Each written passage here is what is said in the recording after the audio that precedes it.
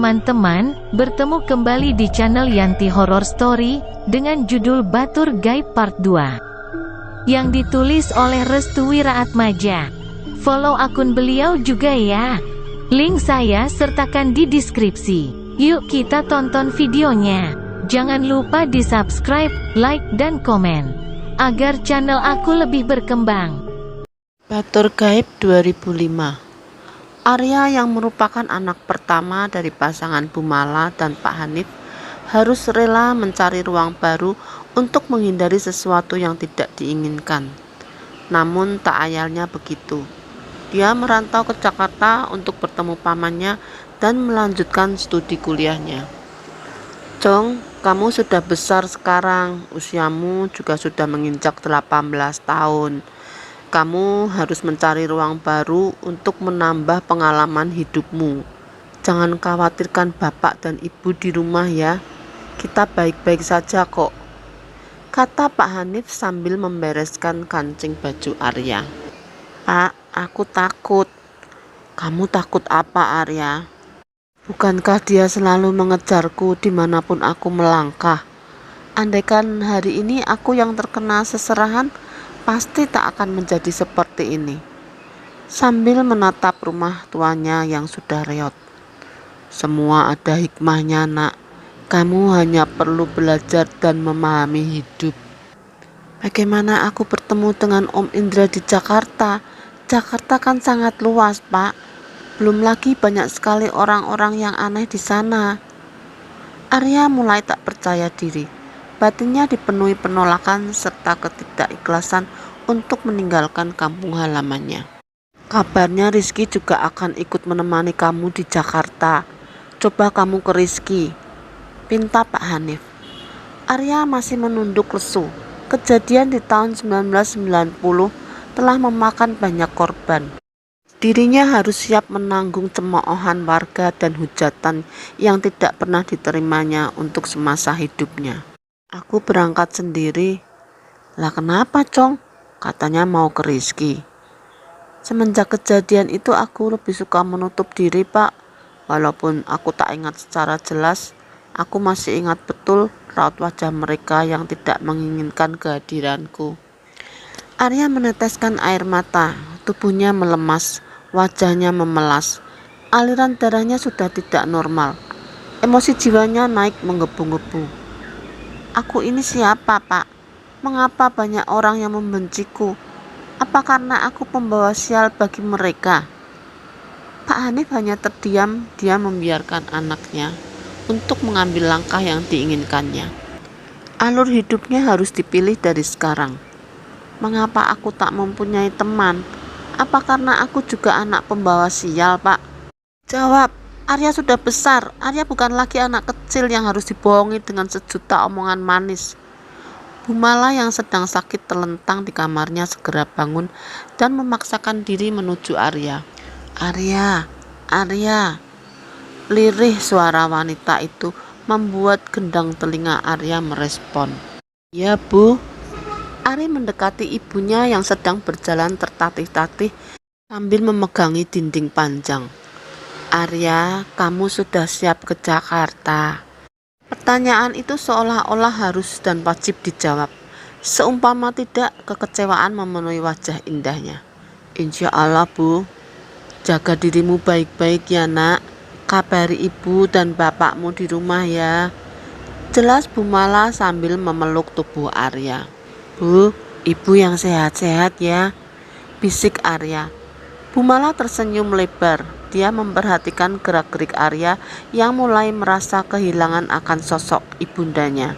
Terkadang senyumnya hanya digunakan untuk menutupi kesedihan semata. Arya tidak boleh putus asa. Pak, Bu, aku pamit. Sembari menahan perpisahan, Arya berjanji akan pulang jika dia benar-benar rindu dan ingin memeluk mereka berdua. Hati-hati ya, kabari kami jika sudah sampai di tempat Om Indra. Ya, Pak, nanti Arya kabari. Lekukan tangan Arya yang melambai-lambai menandakan Arya siap untuk memulai hidup baru. Bukan tentang karena siapa, tapi jiwanya yang masih egois harus mengerahkan tubuhnya melangkah pasti Meninggalkan Caruban Nagari menuju ibu kota negeri, Jakarta Raya, si kota metropolitan. Selama perjalanan menyusuri desanya, Arya sempat diperlihatkan sesuatu yang tidak enak oleh warga sekitar. Dimulai dari bisik berbisik hingga cemoohan dan makian. "Kau harus bertanggung jawab atas korban di tahun 1990," teriak warga. Arya menunduk lesu. Jarak untuk kembali ke rumah sudah di tengah jalan. Mana mungkin dia akan kembali dan meratapi perasaan yang hancur ini. "Arya!" teriak seseorang memanggil namanya. Tidak asing dan bukanlah orang jauh. Dia adalah Rizky. Arya menengok ke belakang dan mendapatinya tersenyum lebar. "Kamu mau kemana?" tanya Rizky. "Jakarta, Ki. Mau kuliah di sana." "Wah, hebat," ucapnya. "Terima kasih, Ki. Maaf, ada perlu apa, Ki? Aku gak banyak waktu." "Kok kamu hari-hari ini berubah, Arya? Apa kamu masih mengingat masa lalu kamu?" "Aku biasa saja kok, kamu aja yang menjauh," jelas Arya. "Mana mungkin aku menjauh, Arya. Aku sahabat kecilmu yang selalu ada dikala kamu senang dan sedih. Mengapa sekarang kamu menafikan aku?" Rizky mulai menggertak Arya dengan pertanyaan. "Menafikan? Apa salah aku menafikan dirimu? Bukankah pandanganmu tentangku sangat minim? Untuk pertama kalinya kamu membicarakan keburukanku kepada warga. Apa itu yang dinamakan sahabat?" tanya Arya. "Jika aku ada salah, tolong dimaafkan. Apakah karena itu kamu menjauhiku?" "Aku, Ki, dari kecil sudah dihujat, dikatakan anak sial. Aku tetap menganggap semua orang di sini adalah orang yang baik. Tapi, Ki, jika ada sahabatku sendiri yang membicarakan sahabatnya persis di balik layar, mau dibawa kemana harga diri ini, Ki? Apa kamu pernah berpikir tentang alasan absurd yang membuat aku ini percaya?" "Tidak ada, Ki," jelas Arya sambil memegang pundak Rizky. Rizky mulai sadar dirinya bersalah dan bukan siapa-siapa lagi di hadapan Arya yang sekarang. Wajahnya memendung dan menunduk lesu. Tetesan tangisnya mulai membasahi rona merah wajah tirusnya. "Benar, Arya, aku salah. Terima kasih telah memberi ruang yang luas untuk menerima aku yang brengsek ini," sambil melepaskan pegangan Arya di pundaknya. "Ki, aku gak bermaksud gitu. Semua sudah jelas, Arya. Ada sesuatu yang belum kamu ketahui tentang Pak Luhur, juga keluarganya. Namun perspektifmu tadi telah menghancurkan mood yang baik ini. Terima kasih." Rizky segera meninggalkan percakapan perpisahan itu. Dirinya benar-benar hancur dan tak habis pikir sikap Arya yang 180 derajat berubah total. "Kamu benar, Arya. Manusia akan berubah karena dua hal. Satu, karena ada pikiran yang terbuka. Dan kedua, karena ada hati yang tersakiti. Kamu harus tahu itu." Rizky meninggalkan Arya di perbatasan desa menuju jalan besar. Arya hanya terdiam. Sejak kapan perkataan Rizky sangat menyentuh di dalam jiwanya yang rapuh itu? Apakah ada yang salah dari ucapan dirinya? Arya mulai melanjutkan perjalanan dan menghalau obrolan tidak jelas tadi. Dia segera mencari ojek untuk menuju ke terminal kota. "Mang, antarkan ke terminal kota." "Siap, Cong."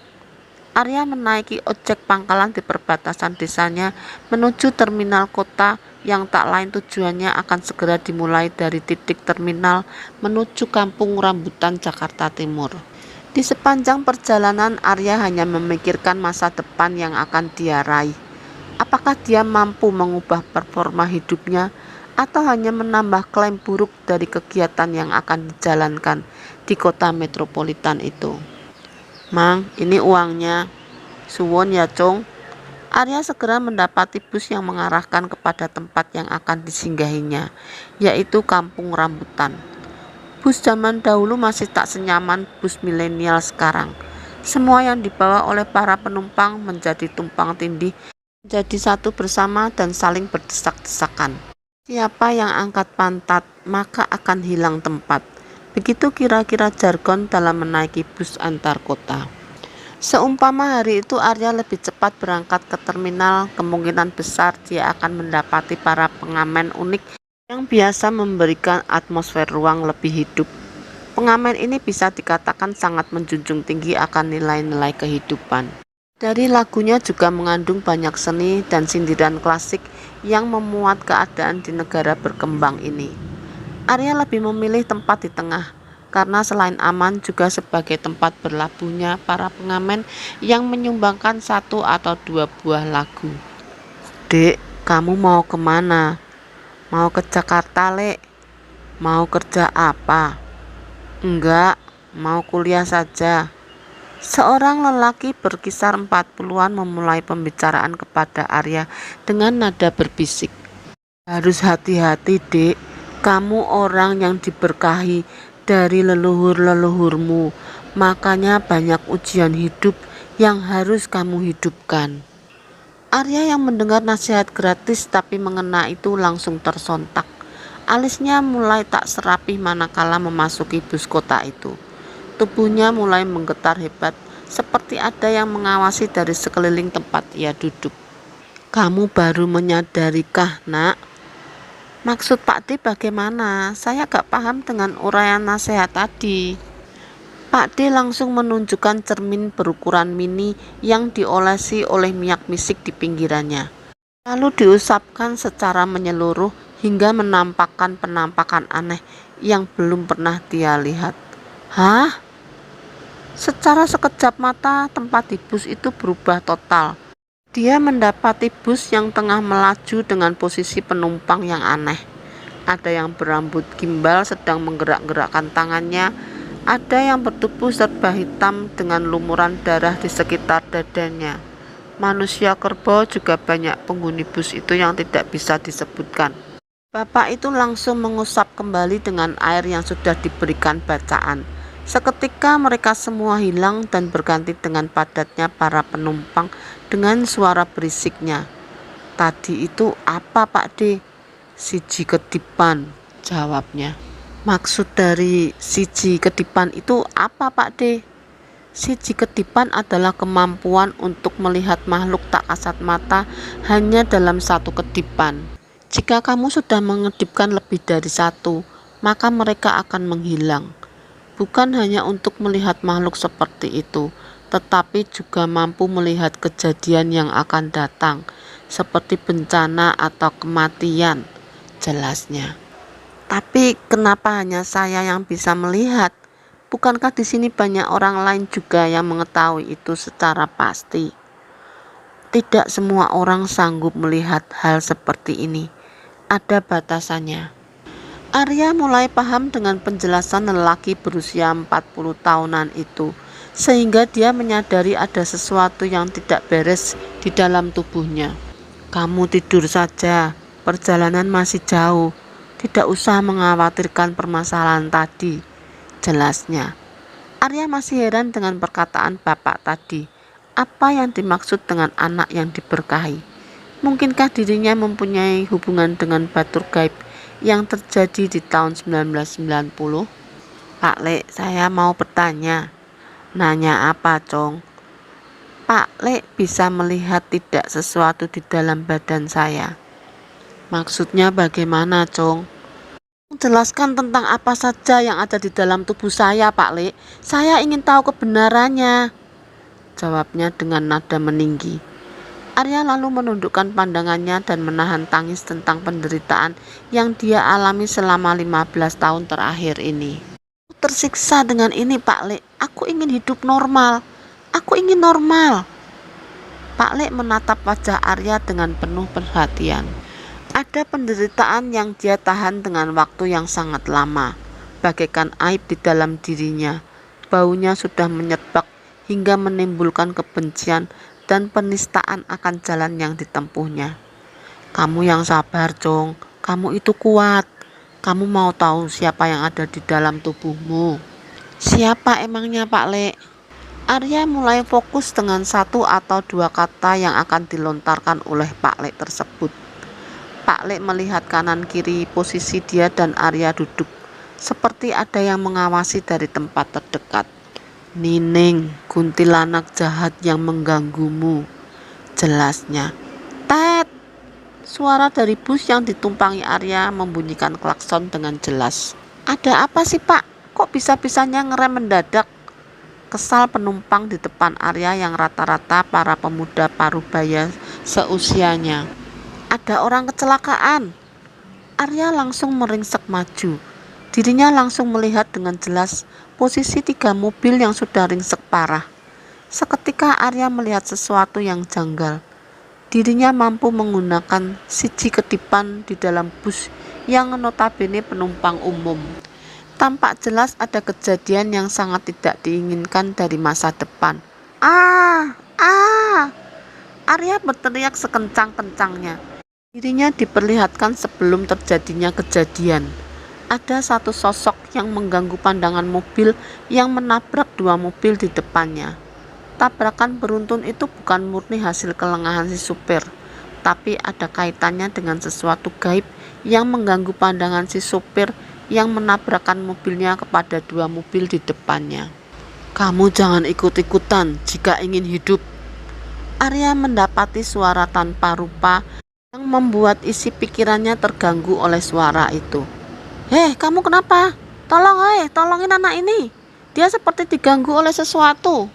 Para penumpang mulai panik, sebagian mendekati Arya, sebagian pula mundur ke posisi belakang untuk mencegah sesuatu yang tidak diinginkannya.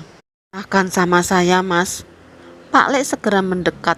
Dirinya paham betul apa yang dilihat oleh Arya merupakan kejadian sebelum kecelakaan itu terjadi. Saya minta aqua. Ada yang punya aqua? Seorang pemuda memberanikan diri untuk membantu Pak Lek. Tolong pegang tubuhnya, yang lain tolong ikut bantu. Ini akan memakan tenaga. Segera saja mereka yang memiliki tubuh besar langsung meringsek ke depan untuk membantu Pak Lek yang sedang bersusah payah bersama si pemuda tadi. Tubuh Arya sedang ditarik oleh penunggu di jalan ini. Kita berada di mana, Pak? Jalur Subang Ciasem. Pantas saja, kesal Pak Lek. Di beberapa tempat kecelakaan masih kerap dikaitkan dengan hal-hal mistis, terutama keberadaan makhluk gaib yang dipercaya menjadi penunggu lokasi tersebut. Salah satunya jalur Pantura, tepatnya jalur Subang sampai Ciasem. Di jalur itu dipercaya adanya sosok hantu perempuan yang menyeramkan. Hantu perempuan itu memiliki rambut panjang dengan wajah seram. Si hantu perempuan rambut panjang itu kerap dijadikan kambing hitam penyebab kecelakaan. Konon katanya hantu mengerikan itu suka tiba-tiba muncul di jalur tersebut, sehingga membuat pengendara kaget dan tak fokus saat mengemudi hingga menabrak. Banyak yang menyarankan jika melintasi jalur ini saat malam hari, kewaspadaan harus benar-benar ditingkatkan, sebab si hantu itu selalu muncul pada malam hari. Salah satu yang terkenal sebagai jalur angker di Pantura adalah di jalur Subang hingga Ciasem. Di sepanjang jalur tersebut, para supir kerap menjumpai penampakan hantu wanita yang sering disebut kuntilanak. Menurut pengendara yang sering melakukan perjalanan malam di sepanjang jalur Pantura, menceritakan beberapa kejadian menyeramkan di jalur ini. Ada pengendara truk yang biasa melakukan perjalanan malam. Dia bercerita bahwa dia pernah melihat sesosok wanita menyeberang jalan. Kemudian si supir mengerem kendaraannya dengan mendadak. Ternyata setelah berhenti, sosok wanita tersebut tiba-tiba terbang sambil tertawa dengan meringkik dan membuat bulu kuduk berdiri. Sosok inilah yang sering membuat ulah di jalur Pantura Subang Ciasem. Beberapa kesaksian menyebut kuntilanak tersebut hanya berdiri di pinggir jalan sambil menatap tajam kepada sang pengemudi kendaraan. Tatapan tajam tersebut bahkan mampu menghipnotis para pengemudi yang akhirnya terlena untuk sejenak. Ketika tersadar, brok, kendaraan yang dia kendarai sudah kecelakaan. Korban pun terus berjatuhan dari tahun ke tahun di Pantura. Banyak yang percaya bahwa di sini banyak hantunya. Itu juga dari korban-korban kecelakaan di sini, ujar Pak Lek sambil menekan bagian bawah telinga yang berfungsi untuk menyadarkan alam bawah sadar Arya. Bahkan sampai banyak yang meninggal karena ulah kuntilanak tadi, meskipun jalanan tidak terlalu licin dan membahayakan. Namun potensi gangguan dari makhluk itu sangat besar. Kudu ngati-ngati kabeh. Jelas Pak Lek. Arya berteriak dengan kencang. Dia melihat sesuatu dari masa depan. Tangannya mulai berterbangan. Peristiwa yang akan terjadi di masa yang akan datang tampak jelas di dalam pikirannya. Meronta-ronta untuk dihentikan. Tangisan, rasa kekhawatiran, bau darah, serpihan cermin yang berterbangan, anak kecil yang berlari-lari. Apa yang sebenarnya terjadi? Di dalam ruangan yang gelap, Arya melihat sesuatu terpampang jelas. Lukisan-lukisan leluhur zaman dahulu menjadi saksi awal perjalanan Arya menuju sebuah lorong yang tak bisa ditemui batasannya. Aku ada di mana? Tanya Arya pada dirinya sendiri. Arya masih menatap beberapa ruangan yang pintunya bergetar, seperti ada sesuatu yang ingin memaksa keluar namun tidak bisa untuk dibuka. Tolong, siapa saja? Tolong! Teriak seseorang di dalam ruangan tersebut. Terasa hampa, begitu sulit Arya melangkah mendekati pintu itu. Langkahnya kini tertatih-tatih, keringat dingin bercucuran deras manakala tangannya hendak menyentuh daun pintu. Tolong, di sini gelap. Arya memberanikan diri untuk mendobrak pintu tersebut. Namun yang terjadi seluruh ruangan tersebut menggerakkan pintu-pintunya. Tolong, tolong, di sini gelap. Aku takut, Papa keluarin aku. Arya, kaukah itu di luar? Arya langsung menangkap suara itu dengan jelas. Ada yang menyebut namanya di salah satu ruangan. Apa yang terjadi? Aku bingung. Arya segera berlari menuju suara tadi dan meninggalkan ruangan yang lain. Dia hanya perlu mendobraknya dan menyelamatkan mereka semua. Bagaimana bisa? 7 ruangan ini terpisah. Apakah aku berada di dalam zona siji kedipan? Apakah ini nyata? Jelas Arya. Namun begitu ia ingin mendobrak ruangan yang dimaksud olehnya, tiba-tiba suara Pak Lek membangunkan pingsan Arya dengan menekan bagian bawah telinganya dan memuntahkan cairan aneh berwarna merah dari dalam mulut Arya. Cairan itu berwarna merah kehitaman tapi bukan darah. Arya pingsan seketika. Ada apa ini, Lek? Anak ini sedang membuka satu kedipan dari leluhurnya. Auranya sangat kuat. Pak supir, lebih baik jalan lagi. Jelas Pak Lek dengan nada agak meninggi. Tolong, bangun. Kamu harus melawan siji kedipanmu dengan jati dirimu. Arya masih belum sadar juga. Bekas mutahan cairan itu masih membekas di pinggiran mulutnya yang mengering. Badannya mulai panas dingin. Anak ini belum kuat. Bantu saya ke tempatnya. Para penumpang di sekitaran Pak Lek langsung membantu Pak Lek untuk merebahkan tubuh Arya di kursi tengah miliknya. Hati-hati. Arya masih menenggelamkan pandangannya dengan khusyuk. Tubuhnya terkadang menggigil, terkadang juga memanas tinggi dengan tiba-tiba. Siji kedipan yang diberikan leluhur pada Arya sangat fatal sekali. Arya masih belum bisa mengendalikan suasananya dengan baik, sehingga tubuhnya dengan mudah terkena dampaknya. Pikirannya hancur lebur. Terima kasih semuanya.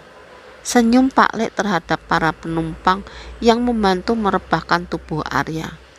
Arya masih berada di dalam ingatan seseorang yang amat jauh.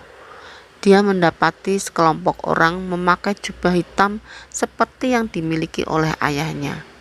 Mereka melakukan ritual aneh di depan pohon besar yang akarnya menjulur panjang dan besar.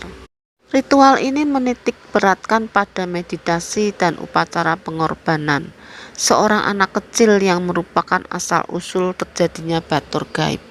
Oh tidak, ini seperti waktu itu. Siapakah mereka? Aku segera menghentikannya. Arya berlari menuju kawanan jubah hitam itu. Langkahnya sedikit berat, seperti ada yang menahan paksa tubuhnya. Sial, apa yang terjadi dengan tubuhku? Arya masih terus melawan atmosfer aneh seperti magnet yang menahan dirinya untuk berlari. Langit yang memerah, tanda Arya bukan berada di dunia nyata. Ini adalah kejadian masa lalu yang datang di masa itu. dan menghancurkan masa sekarang.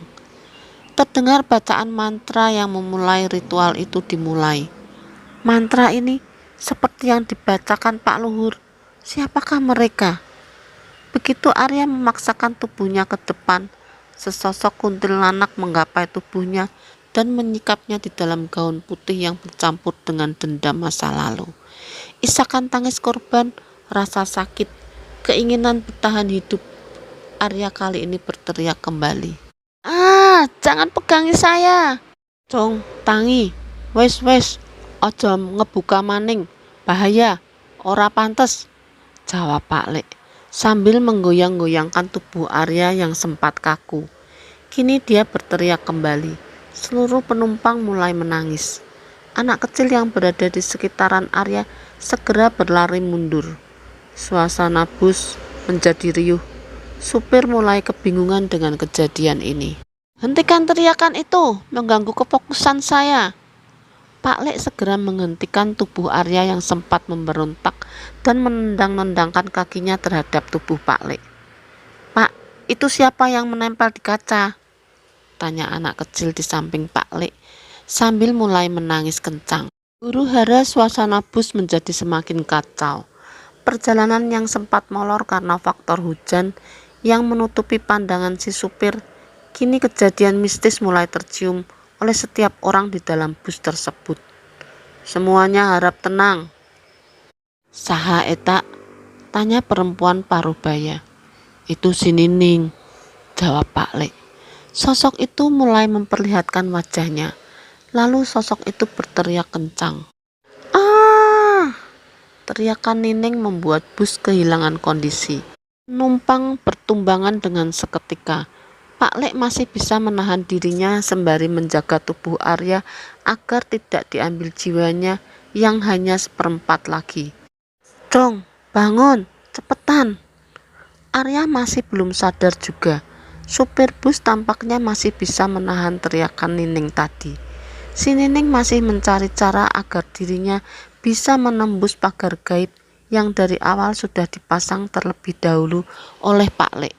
Mustahil kau bisa menerobos ini. Dia mulai berteriak lagi, namun tak ada satupun dampak yang terjadi. Kecuali Arya yang sempat pingsan, kini terbangun. Pak Lek, alhamdulillah kamu sudah enakan. Dereng Pak Lek.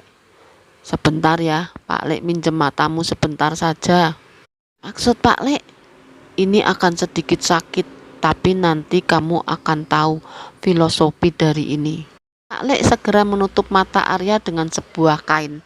Lalu ditekannya bagian bawah telinga Arya untuk menutup siji kedipannya.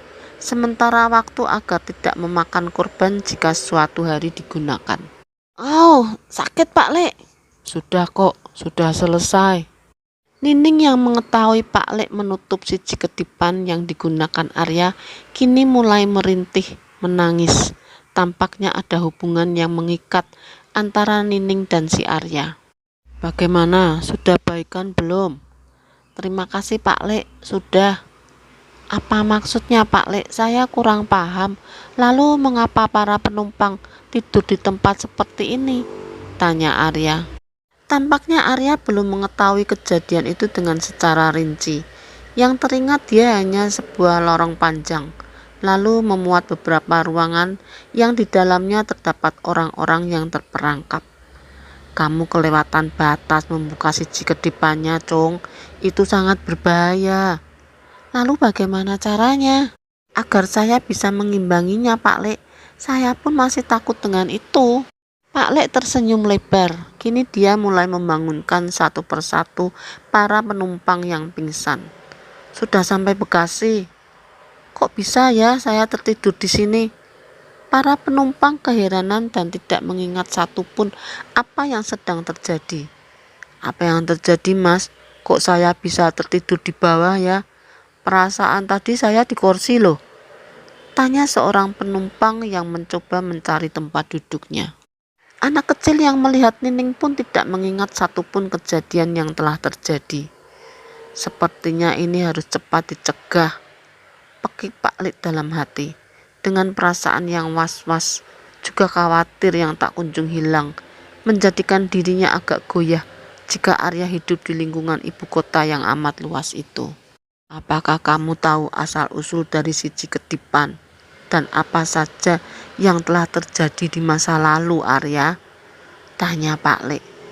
Mboten Pak Lek, kula mboten ngertos. Siapa nama aslimu dan dari mana kamu berasal? Tanya Pak Lek. Arya Kusuma, asal dari kota Cirebon. Siapa nama ayahmu? Hanif Atmaja. Nama yang bagus. Kurasa bapakmu lah yang pertama kali membuat masalah ini. Saya tidak paham Pak Lek. Bisa dijelaskan saja tidak? Nggih, Cung. Jenengan kedah sing ngati-ngati, katanya. Aku melihat sesuatu yang aneh dalam tubuhmu, Nak. Apakah kamu pernah melakukan seserahan sebelumnya? Tanya Pak Lek. Dari mana Pak Lek bisa tahu? 3/4 tubuhmu telah dikunci di dalam alam lain dan kau akan terus dikejar oleh sesuatu yang hadir ketika acara seserahan itu berlangsung, sehingga kau akan selalu diikuti olehnya. Jelas Pak Lek. Olehnya siapa Pak Lek? Nining, kuntilanak yang menganggapmu sebagai anaknya sendiri. Kau juga sedang ditarik oleh makhluk lain yang mungkin akan menjadi penolongmu kelak. Siapakah dia? Apta. Ketika Pak Lek menyebut nama itu, Arya seketika langsung mengingat kejadian di tahun 1990 saat dirinya menjadi tumbal seserahan yang diklaim sebagai tumbal penyerahan jiwa, dan aktor di balik ini adalah Pak Luhur. Apakah si Ciketipan juga mempunyai ranah yang sama? Ciketipan adalah kemampuan yang leluhurmu turunkan untuk melindungi serta memberikan pertanda baik atau buruk ke depannya. Apakah hanya aku yang memiliki si Ciketipan saja? Tanya Arya. Kau akan menemui partnermu itu sendiri. Arya hanya mengangguk pelan. Embun di kaca bus mulai terlihat. Perjalanan Arya sebentar lagi sampai. Insya Allah, aku akan bermain di tempatmu, Cong. Jangan pernah membuka si Ciketipan lagi. Berbahaya. Iya, Pak Lek. Kampung rambutan terus kemana lagi, Cong? Emang rumah om kamu di mana? Rawamangun, Lek. Kan dekat sama UNJ. Oh, sambil membulatkan bibirnya. Pak Lek tahu kan? Tanyanya. Tahu, Cong, masih satu daerah dengan tempat saya. Rawamangun juga? Iya. Kernet bus mulai memotong pembicaraan Arya dengan Pak Lek. Sudah sampai noh, kampung rambutan. Siap bos, kita mau turun juga nih, jawab Pak Lek dengan logat Betawi kakunya. Lah, lu mau bareng sama bocah ini? Tanya Kernet. Napa emang? Lu sedaerah emang? Lu baru tahu apa? Hahaha, gak zaman lu. Arya hanya berdiam diri sambil menjinjing koper yang berisikan baju dan lain-lain. Ya udah, gua cabut dulu, jelas Pak Lek. Ya deh, hati-hati lu. Siap. Ayo Cong, cari taksi dulu. Arya mengangguk dan mengikuti Pak Lek yang mulai beranjak keluar dari bus kota yang super kumuh. Pak Lek mulai mencari taksi. Namun Arya mencegahnya terlebih dahulu. Pak Lek, kita ngopi dulu, saya ngantuk banget nih. Ya wes, ayo cari warung. Arya mengikuti Pak Lek yang mengambil arah utara terminal sambil mencari-cari warung kopi yang masih buka. Cong, di sini saja. Ya Pak Lek, pesan kopi apa? Indo Cafe Pak Lek. Telat. Pak Lek menghampiri pemilik warung yang sedang bersandar di dekat pintu warungnya. Beh, pesen 2 kopi, 1 Indo Cafe, satunya kopi hitam ya. Siap, dianterin aja ye. Ya udah, ditunggu beh. Arya masih melihat-lihat sekeliling terminal yang tak asing bagi dirinya. Dia mengenali tempat ini, tapi kapan ya? Ah, mungkin feel halunya sedang aneh.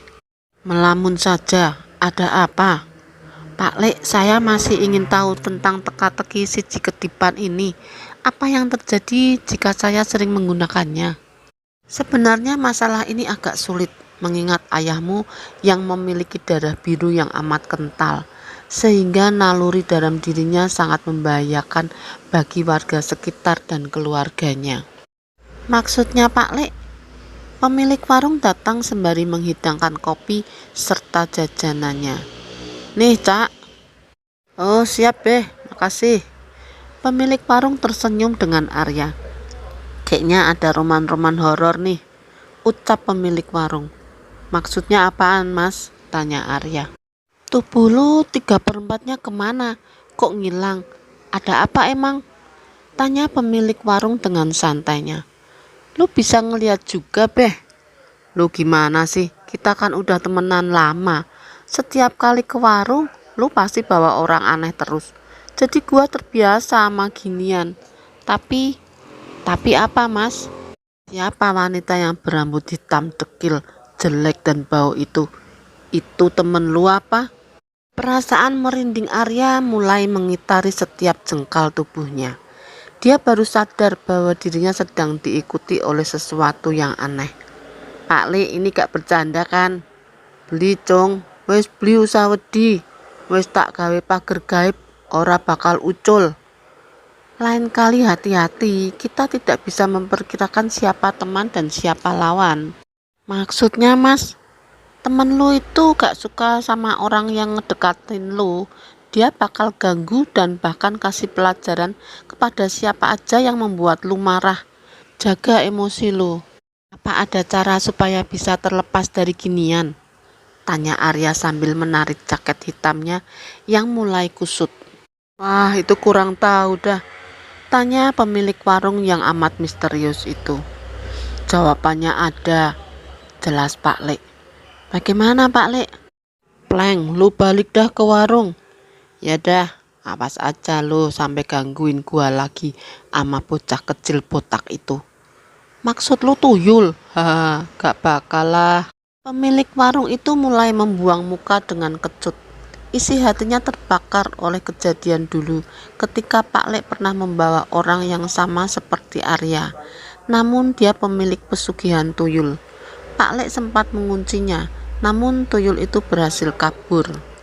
Nama saya Bromo, saya kenal dengan ayahmu, Cong.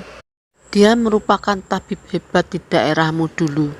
Ajiannya sangat ditakuti oleh seluruh masyarakat situ. Tapi sayang, dia terpengaruh oleh sesuatu yang membuat kamu menjadi seperti ini. Jelas Pak Lek yang mengenalkan diri sebagai Bromo itu. Pak Bromo kenal dari mana ayah saya? Dan apa maksudnya dengan ajian yang sangat ditakuti itu? Ajian itu bernama Ajian Inti Saketi. Sangat ampuh untuk pengobatan dan menghancurkan bangsa jin, bahkan mengirim atau menghancurkan teluh. Benar sekali, dan tirakatnya sangat mahal sebanding dengan kualitasnya. Artinya ajian itu sangat berpengaruh.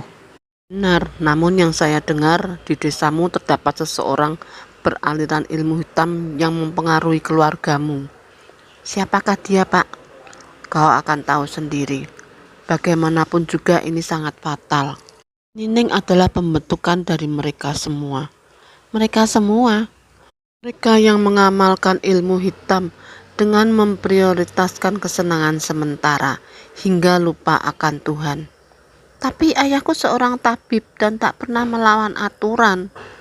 Aturan itu yang membuat adalah ayahmu sendiri dan dilanggar olehnya sendiri. Berarti aku adalah korban. Syukurlah kau mulai paham. Kau sudah tahu sendiri kan dengan kemampuan siji kedipan itu sendiri. Bukankah sudah cukup dengan kejadian masa lalu itu? Lalu siapakah yang mencuci otak keluargaku sehingga ayah dan ibuku terjun ke dalam jalan yang salah? Kelompok itu berisikan 11 orang. 3 orang sebagai ketuanya dan 8-nya sebagai abdi dalam. Artinya ke-11 orang ini memiliki jiwa yang terikat di dalam sebuah benda yang masih dirahasiakan. Lalu si Nining? Sudah kubilang, Nining adalah pembentukan dari mereka semua. Mereka sengaja berkomplot dengan kuntilanak karena jiwanya mudah merusak orang-orang di sekitarnya. Perasaan Arya menjadi tak biasa. Dia mendengar suara tangisan, rintihan, dan tuntutan keras bahwa perkataan Pak Bromo hanyalah halu belaka. Kamu sedang kontakan batin dengan si Nining. Sudah kubilang dia ingin merusak jiwamu. Aku jamin itu. Bagaimana Pak Bromo tahu bahwa ada kontakan batin dalam hati Arya? Wajah Arya mulai memerah, seperti menahan rasa sakit di dalam dirinya. Nama orang itu adalah... Potong Pak Bromo. Siapa Pak? Aku tak kuat menahan ini. Arya sambil menahan getakan dalam hatinya yang berisi teriakan-teriakan tidak jelas. Seperti, kamu sendirian, dasar pengecut, hempaskan mereka semua. Kamu bukan temannya, tidak ada yang istimewa darinya. Pak Luhur. Teriakan dari hatinya mulai menambah wajah Arya menjadi menyeramkan. Seketika tubuh Arya diambil alih oleh si Nining dengan paksa. Sira siapa? Tanya Arya yang dimasuki oleh Nining dengan mata melotot. Pak Bromo mulai mengepus rokoknya dengan santai. Kita. Beli sopan. Ari ditakon kok jawab. Hahaha. Sira napase nyewotan bae. Aja dipageri awake Arya. Dudu urusan sira. Age uncul nong kita. Pak Bromo mulai mengambil posisi dengan tubuh sedikit mengarah ke samping Arya. Wajahnya menahan energi yang sedang menyerang tubuhnya. Seketika tangannya secepat kilat dan memukul pundak Arya dengan keras. Sosok Nining keluar dari tubuh Arya. Milik warung yang melihat kejadian itu langsung bersembunyi di balik pintu. Manusia biadab. Awak ki beli salah, dadi aja mancing maning ning Arya. Arya anake kita. Laka sing arane anak kang disiksa ning masa lalu. Iku arane prioritas kang ora dadi kualitas. Untuk kedua kalinya tubuh Nining berhadapan dengan Pak Bromo. Arya segera terbangun dan kaget melihat sosok kuntilanak berada tepat di belakangnya. Pak Bromo, itu siapa? Itu Nining. Kuntilanak itu menatap kesal pada Arya, juga Pak Bromo. Dia hendak menarik Arya dan membawanya terbang.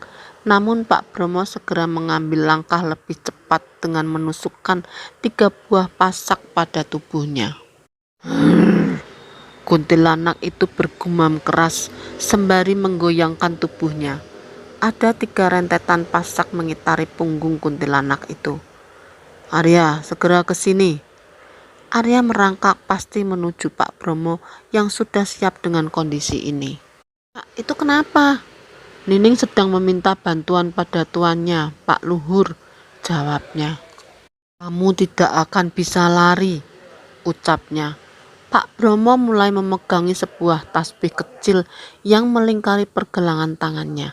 Mulutnya segera merapal mantra. Badan Arya mulai bergetar hebat. Pak, wes Pak. Pak Bromo tidak mengindahkan Arya. Dia tetap merapalkan mantra untuk melemahkan Nining.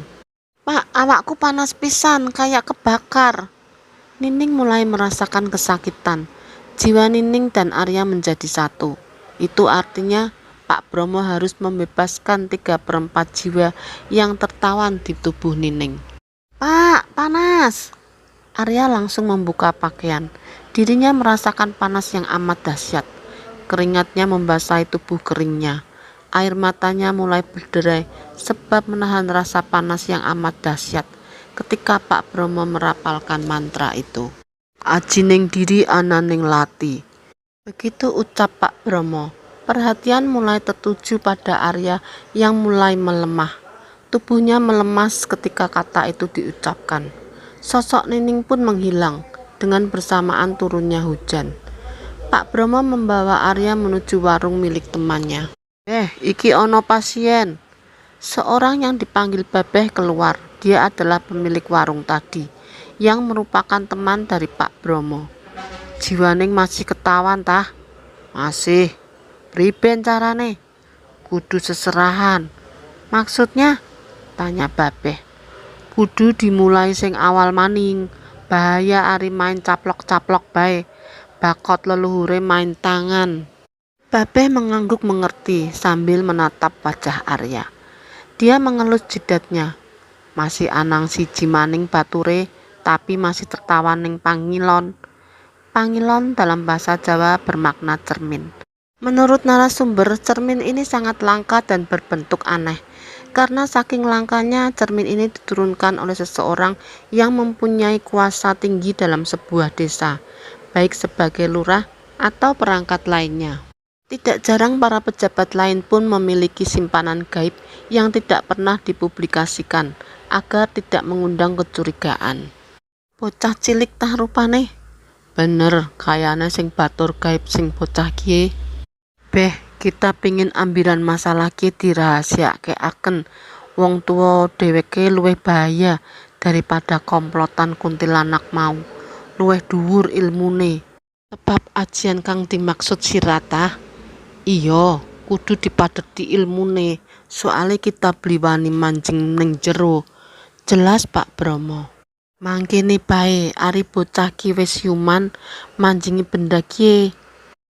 Ujar Babeh sambil memberikan kalung berbatu hitam dengan 2 garis yang memotong seperempat cahaya, di mana 3 dari longgaran garis tersebut sudah mati cahayanya. 3 cahaya wis padam, artine iya jiwane wis dijukut. Pak Bromo memasangkan kalung berbatu hitam itu kepada Arya. Dirinya mulai iba kepada Arya yang harus menanggung beban seberat ini. Kelak kamu akan menjadi orang yang besar, Cong. Jangan berhenti berjuang.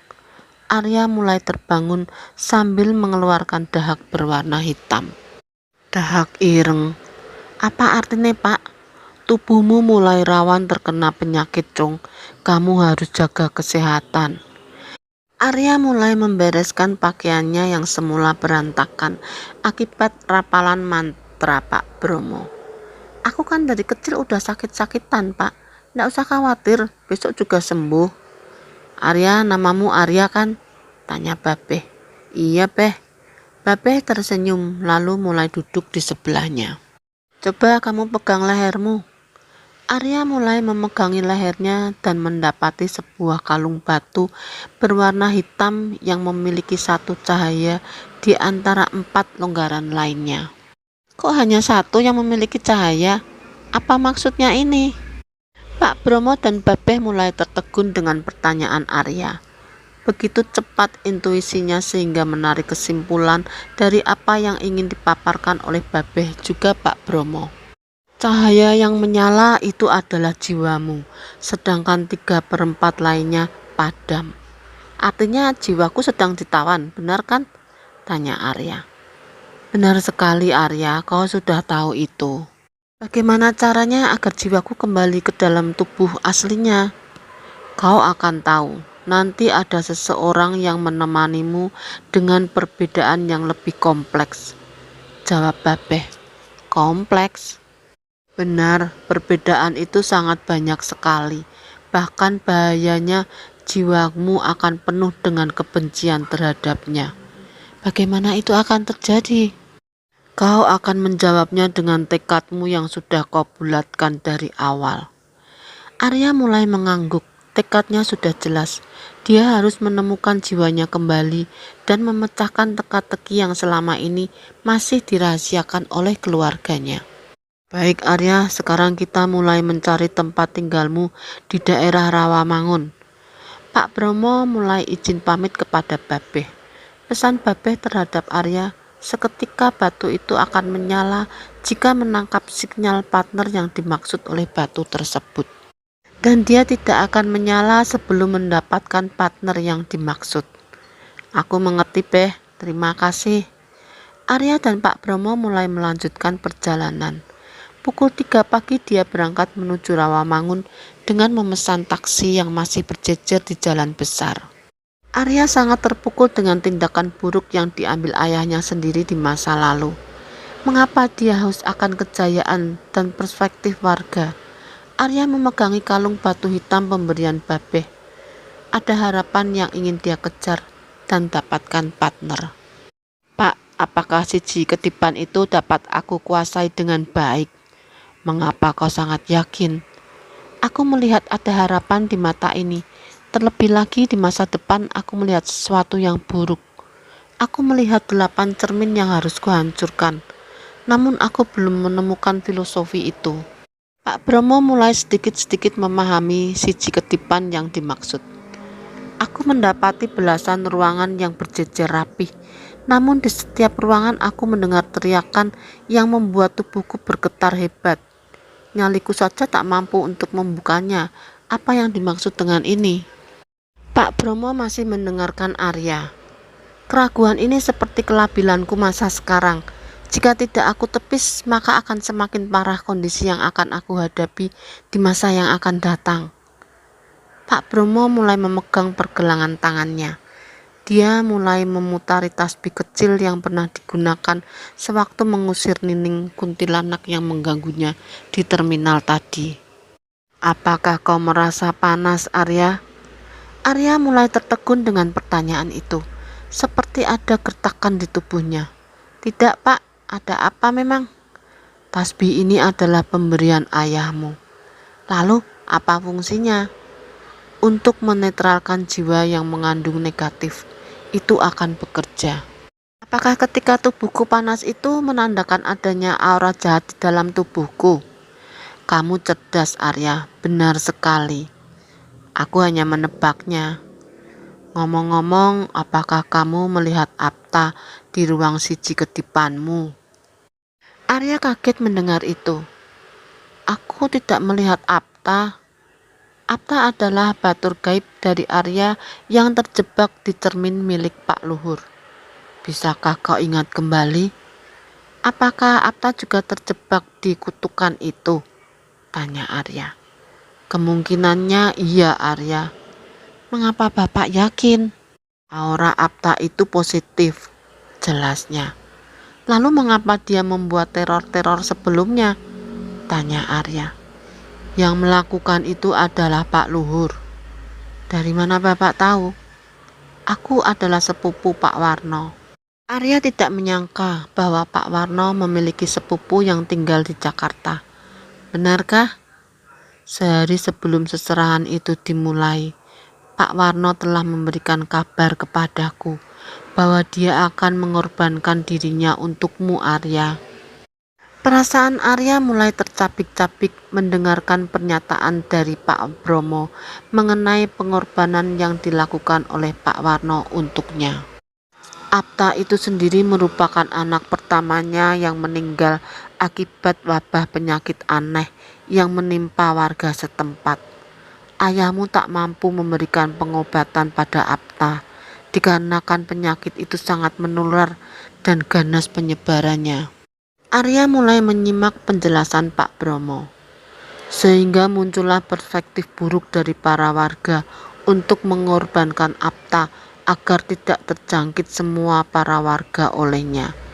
Dipasunglah Apta di kamarnya dan mulai melakukan seserahan di tengah lapang. Itu asal-usul seserahan. Arya meneteskan air mata. Dia terharu mendengarkan cerita lama yang dikenakan oleh Pak Warno. Ini seperti tombak yang menusuk dalam di hati dan jiwa Pak Warno. Dia harus merelakan buah hatinya menjadi korban keganasan wabah dan dijadikan seserahan agar tidak menyebar kepada warga sekitar. Apa yang terjadi dengan istri Pak Warno?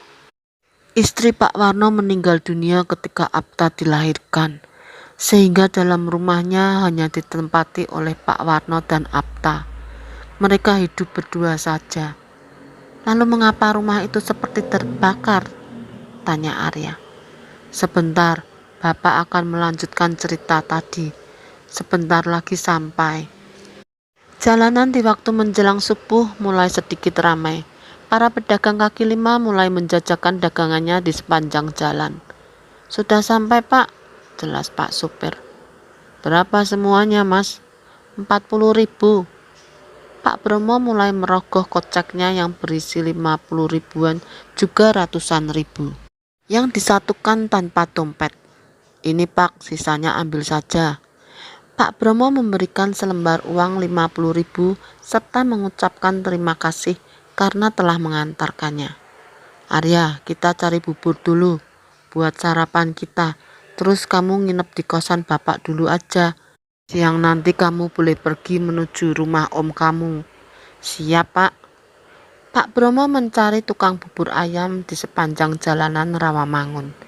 Dia mendapati sebuah gerobak bertuliskan bubur ayam enak yang berada di sebelah kiri jalan. Ayo ke sana dulu. Arya mengikuti langkah Pak Bromo yang menjejaki jalanan pagi demi mendapatkan kehangatan dan aroma unik dari bubur ayam. Memang beda ketika kita memakan bubur ayam di pagi hari dengan bubur ayam di malam hari.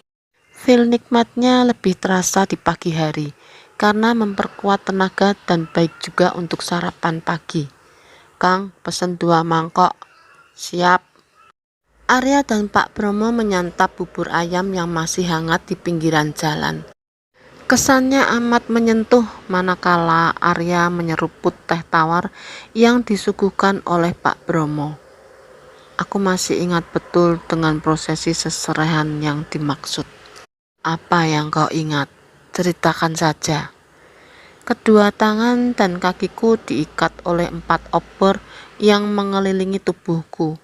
Jika keempat obor itu padam, maka aku tak mampu bersua kembali dengan keluargaku. Apa maknanya itu? Maknanya adalah pengorbanan jiwa.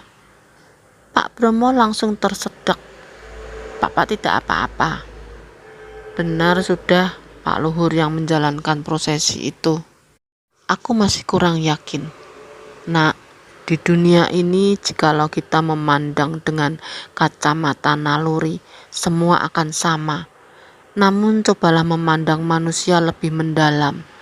Mungkin saja siji ketipan itu adalah kunci teka-teki masalahmu. Bisa dijelaskan secara rinci. Pak Bromo menghabiskan suapan terakhir bubur ayam dan menyeruput teh hangat tawar yang sudah disediakan.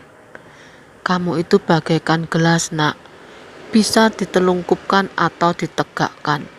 Namun itu akan berpengaruh jika kau ingin diberikan minuman, jelasnya.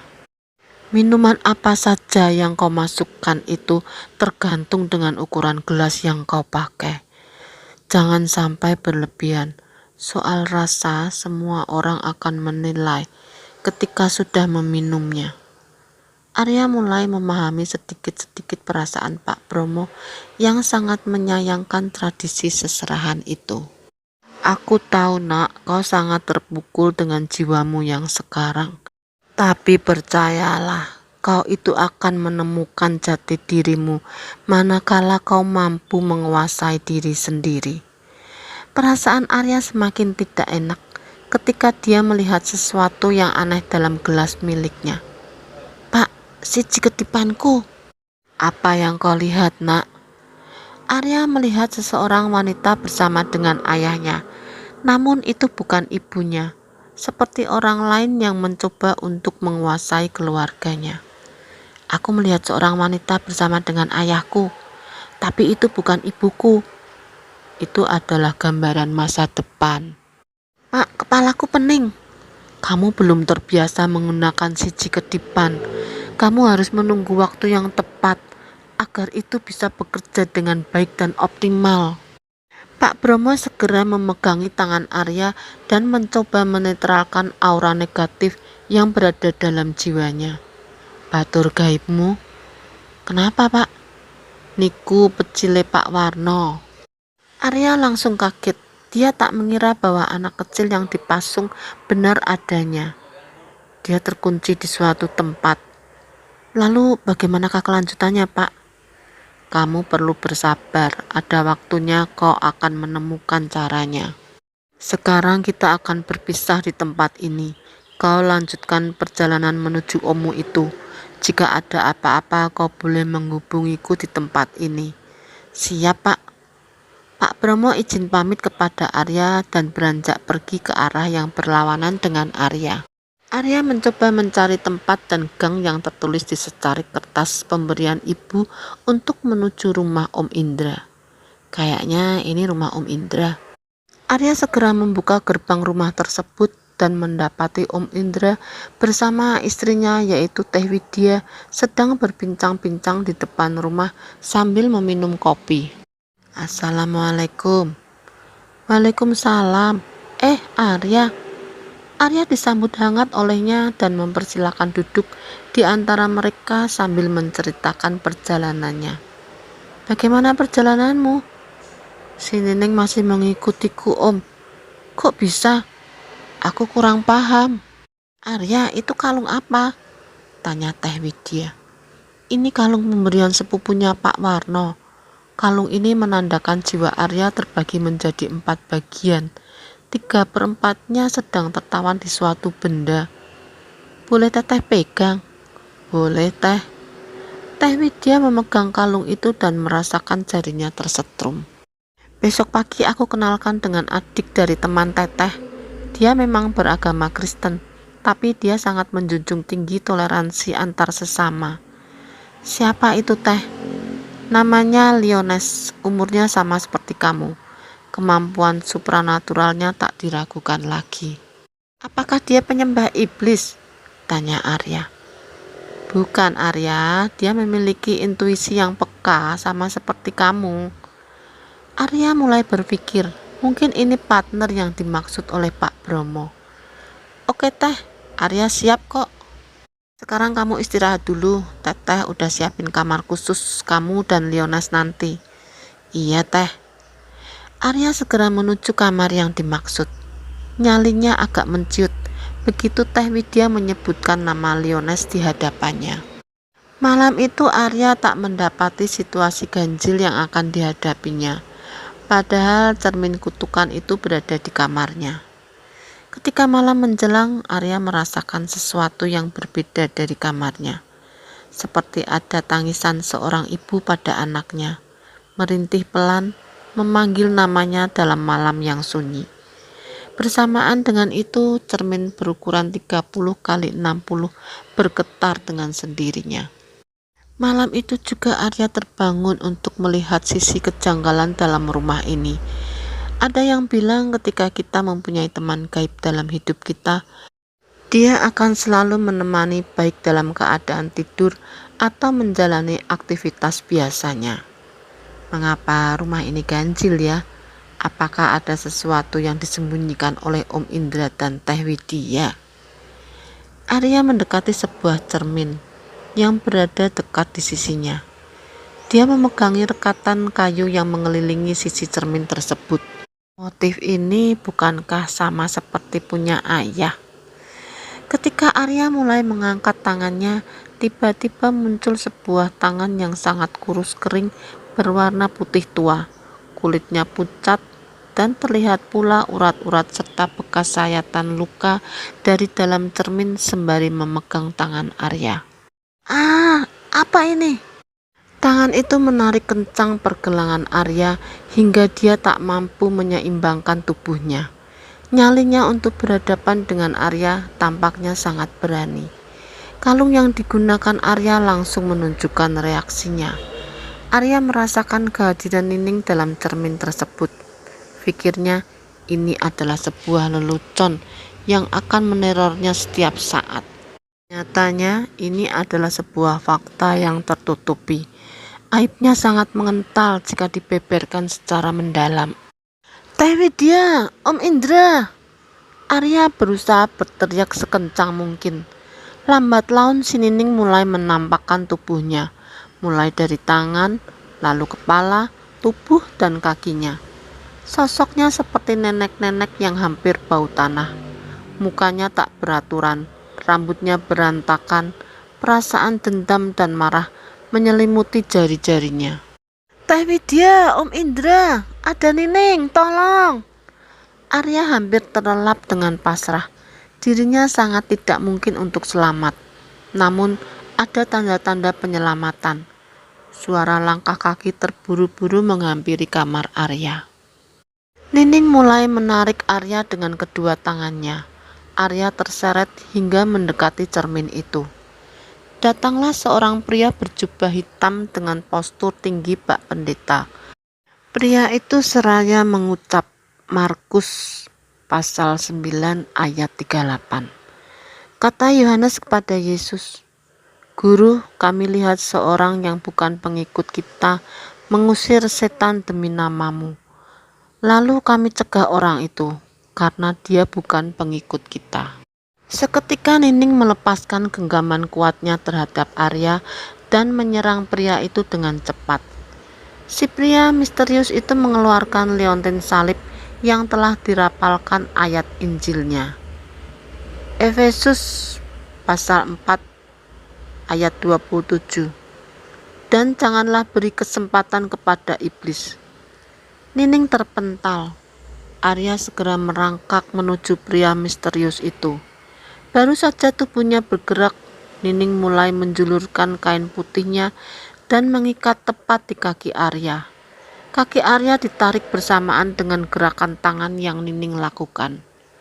Pria misterius itu menujamkan liontinnya ke lantai. Secara sekejap, ikatan kain tersebut terlepas. "Hai, ambil ini!"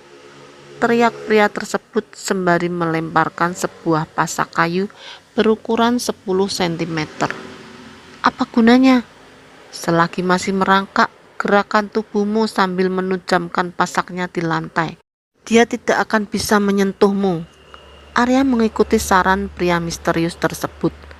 Tubuhnya sembari menahan rasa sakit, juga menahan getaran aneh dalam kalungnya.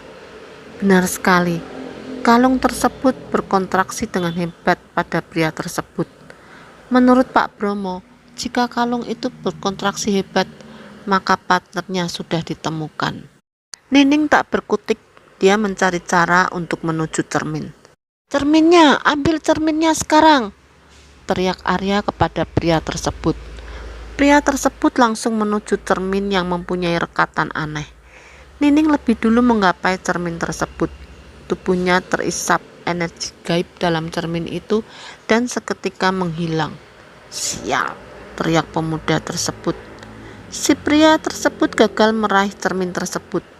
Si Nining masuk terlebih dahulu dan hanya menyisakan retakan pada cermin tersebut. Arya masih terdampar di lantai. Tubuhnya tak mampu untuk berdiri. "Hei!" Pria tersebut menatap Arya dengan tatapan tajam. "Beritahu gua sekarang di mana lu dapetin cermin aneh ini," sambil menunjuk ke arah cermin. "Itu bukan punya saya." Arya segera mengangkat tubuhnya yang sudah lemah dan tak berdaya.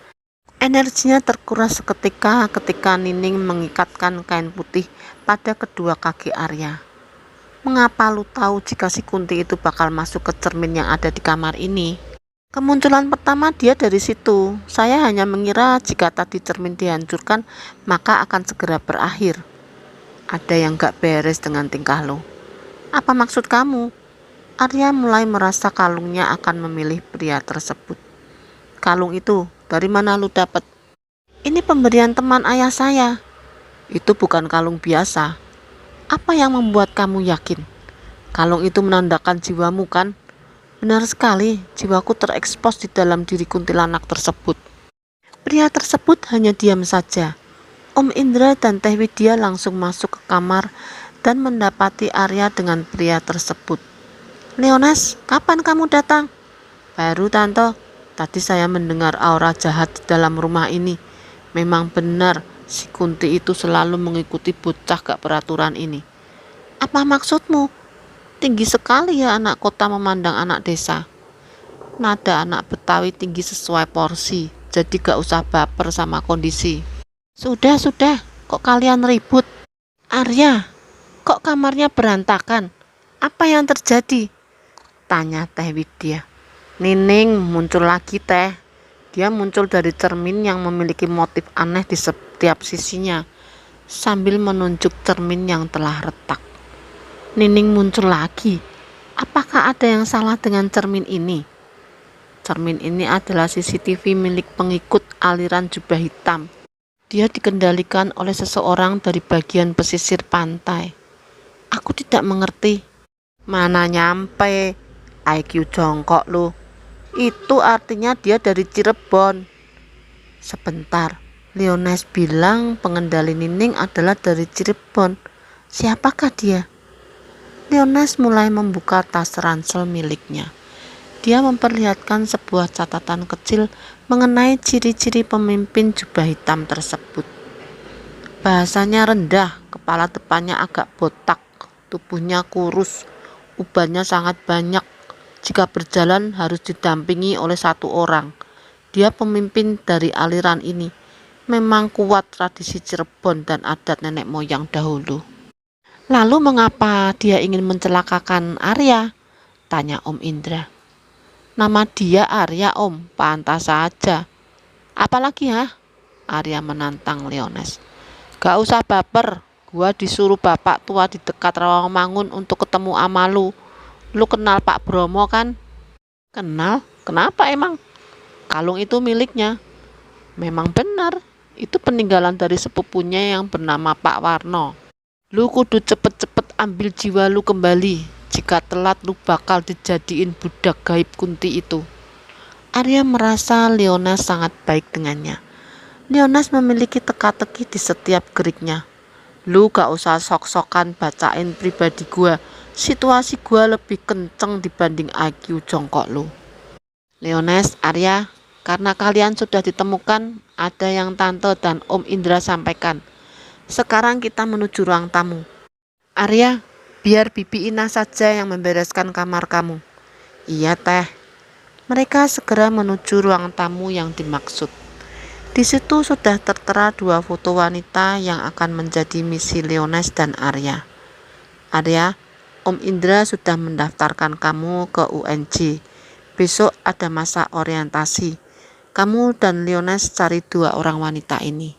Arya menatap foto yang diberikan. Satu berhijab dan satu laginya berambut panjang. Yang ini bernama Nela dan yang satunya bernama Eva. Nela ini berasal dari Kuningan, Jawa Barat. Sedangkan Eva berasal dari Bali. Mereka berdua ini yang akan menemani kalian untuk memecahkan teka-teki batur gaib. Jadi tujuan ibu menyuruhku ke sini adalah untuk memecahkan teka-teki batur gaib. Iya Arya, dia meminta untuk segera menuntaskan masalah ini. Sebentar, mengapa Om Indra tahu kalau mereka bakal mecahin teka-teki batur gaib? Mereka berdua anak indigo. Mereka memiliki alur yang tepat dengan batur gaib. Alurnya seperti apa? Eva merupakan anak indigo yang memiliki kemampuan dejavu yang baik. Dia bisa menanggalkan kejadian masa depan dan akan terjadi. Nela berjiwa bersih, berdarah biru, dan memegang teguh adat terdahulu. Dia penari sintren dulunya. Leones dan Arya mengangguk paham. Misinya mencari kedua wanita tersebut sangat berjauhan dengan keinginannya yang melanjutkan studi di ibu kota. Maafin Om Indra dan Teh Widya, Arya, kita semua menginginkan keamanan dan kenyamanan. Kamu disuruh ke Jakarta agar masalah ini selesai. Lalu mengenai Pak Bromo, ada apa dengan Pak Bromo, Om? Dia adalah suruhan Om dan Teh Widya. Kita sepakat untuk membantu kamu agar terhindar dari cengkraman Nining. Kemanapun kamu pergi, kamu akan dikejar oleh Nining. Arya menunduk lemas. Dia bakal merasakan teror yang luar biasa di kemudian harinya. Udah tenang, gua bakal nemenin lu dan bakal gua bunuh si psikopat tua itu. Terima kasih ya Leones.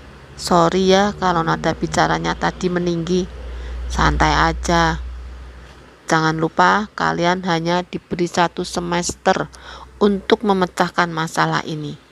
Kita harus cepat selesaikan ini. Arya dan Leones paham. Kini yang harus dilakukannya adalah menyelesaikan misi. Entah apa yang akan terjadi.